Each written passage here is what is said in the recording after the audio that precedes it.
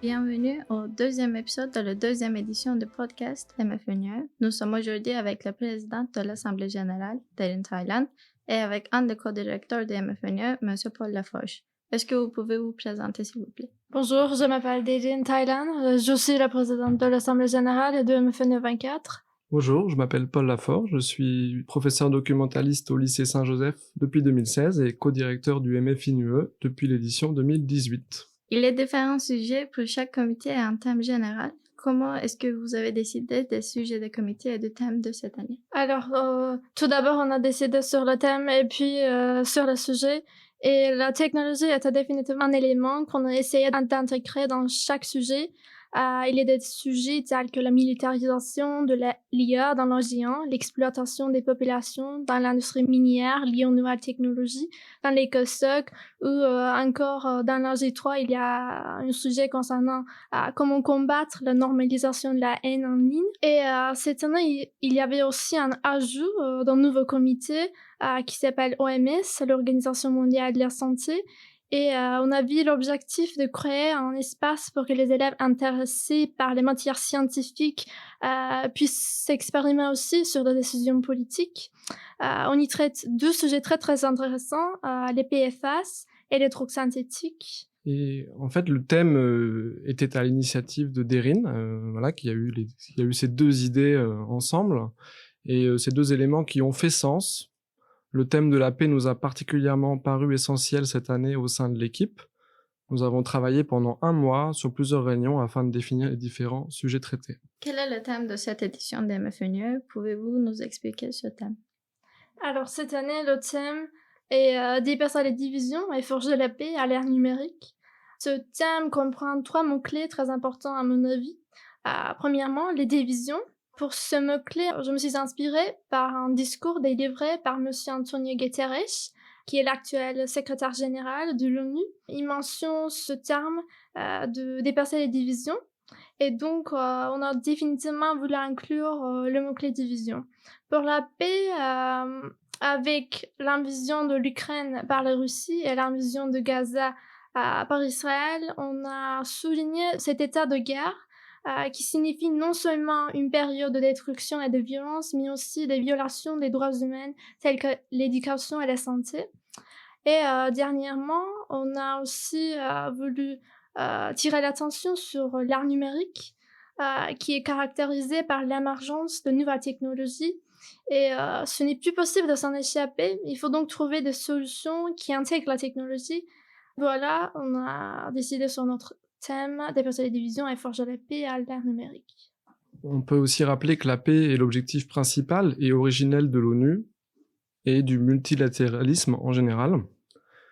Les États travaillent sur des objectifs de développement durable qui sont propices aux droits humains, à la construction d'un avenir souhaitable. Mais sans la paix, il ne peut y avoir de développement ni de respect des droits humains. Et c'est important aussi de rappeler que l'ONU est bien souvent la dernière institution présente dans des zones oubliées par la communauté internationale ou par les médias, comme le Rwanda, le Congo, l'Érythrée ou encore le Yémen. Et même si cela ne semble pas efficace, l'ONU est l'organisation qui œuvre constamment en faveur de la paix. Nous vivons dans un monde de plus en plus connecté numériquement. Cette situation présente des avantages mais aussi des inconvénients et conflits. Comment les individus peuvent-ils participer activement à la lutte contre le discours de haine en ligne et à la promotion d'une communication respectueuse pour forger la paix? Alors, je pense que ce combat peut être mieux mené par des chefs d'entreprise ou de propriétaires des entreprises ou aussi par les politiciens.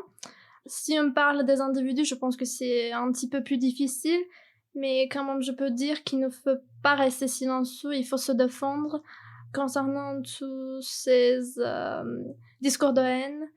Voilà mon opinion. On peut aussi dire sur le net, et c'est indiqué d'ailleurs dans le rapport du comité AG3, qu'on a souvent le sentiment d'être coupé des autres quand on est sur Internet. On peut plus facilement manifester sa haine que si on le faisait directement, physiquement, face à d'autres personnes. Il y a donc un phénomène de déshumanisation qui est à l'œuvre. Et aussi, il y a une plus forte propagande et un fort activisme en ligne. Donc il faut avoir conscience. C'est souvent dopé par des faux profils dont les technologies d'IA et de recommandation peuvent se faire les chambres d'écho. Pour participer activement contre cette haine-là, on peut éduquer et sensibiliser à ces mécanismes de propagation, éviter de leur donner trop d'écho, promouvoir le dialogue et la liberté d'expression, lutter contre les fake news et inciter à la transparence. Toutes les nouvelles que nous voyons sur Internet ne sont pas vraies. Comment les fausses nouvelles et désinformations en ligne alimentent les conflits et les divisions? Alors, la désinformation est quasiment un très grave problème auquel on fait face aujourd'hui. Toutefois, Internet et les réseaux sociaux sont eux-mêmes des milieux idiots pour les conflits. Donc, plus vous enrichissez avec un contenu, un certain type de contenu, plus vous le voyez. Et naturellement, ça singularise les idées et les opinions des gens et aggrave les clivages entre les individus. C'est une question un peu difficile, il faut des données assez précises pour répondre à ça, mais encore une fois, j'encourage les auditeurs à lire le rapport du comité AG3 sur la lutte contre la normalisation de la haine en ligne. Ce qu'on peut dire déjà sur les fake news, c'est qu'elles contribuent à alimenter une vision du monde polarisée, comme l'a dit Derrine, parfois même complotiste et donc haineuse. La réalité des faits aussi se charge malheureusement parfois de corroborer certains biais ou certains positionnements, mais les fake news ont clairement un objectif de division. Il faut toujours se poser la question du message que l'on reçoit, de son origine et de son objectif premier. Est-ce que l'information est vérifiée? Est-ce que ce message a pour but d'informer ou d'influencer? Et quels sont les autres points de vue sur le sujet? Certaines mesures sont prises pour éviter les divisions. L'un d'eux est la réglementation des contenus en ligne. Est-ce que c'est un moyen efficace de limiter les conflits numériques ou pourrait-elle constituer un risque pour la liberté d'expression? Alors, je dirais que la réglementation des contenus en ligne peut être le moyen le plus efficace, mais je pense pas que ça soit le moyen le plus idéal. La ligne entre la réglementation et la violation de la liberté d'expression est bien mince et je pense qu'il nous faut une culture de vérification de faits et de sensibilisation critique face à ces nouvelles qui circulent dans les médias et pas une réglementation ou une censure totale. Aussi, on peut se demander de quelle liberté d'expression on parle. La liberté d'expression américaine n'est pas exactement la liberté d'expression de la loi française, pas non plus celle de la loi turque. La pénalisation de la diffamation ou du harcèlement, le respect de la vie privée ou du droit à l'image sont des limites nécessaires à la liberté d'expression. Ces règles de base doivent être rappelées et respectées pour empêcher la haine en ligne. La question des divisions, par contre, c'est un problème plus vaste qui touche tout le champ politique, donc c'est un peu compliqué d'y répondre comme ça. Pensez-vous que c'est possible de complètement dépasser les divisions et forger la paix à l'ère numérique? À mon avis, il y aura certainement des divisions et des injustices, mais on pourrait quand même faire de notre mieux afin de les diminuer. En tant qu'être humain, nous sommes les responsables de tout ce qui se passe dans le monde et nous avons certainement la capacité à prendre des actions. L'éducation à faire des échanges, débattre, sont quelques exemples de ces actions. Et dans cette édition de MFNE, c'est par ces actions qu'on a fait cibler à dépasser ces divisions. Et oui, on ne peut être que d'accord avec ce que vient de dire Derrine. Alors après, est-ce que c'est possible de complètement dépasser les divisions et forger la paix aujourd'hui? Je pense personnellement que non, malheureusement. Pas en un claquement de doigts, en tout cas.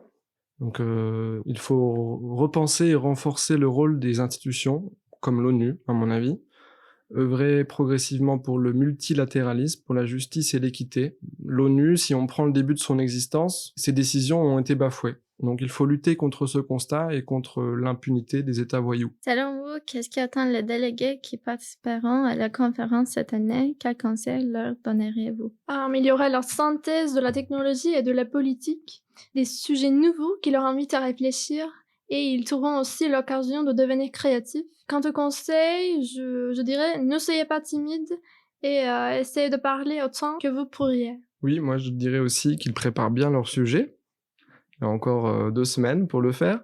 Le thème de cette année incite au sérieux et au travail. Bonne conférence à tout le monde aussi, bien sûr. Bonne rencontre et bonne fête quand même.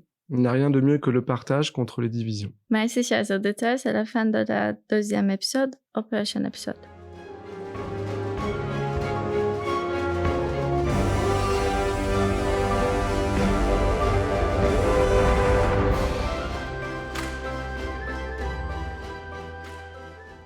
Ce podcast a été enregistré par le club de journalisme audiovisuel du lycée Saint-Joseph Istanbul.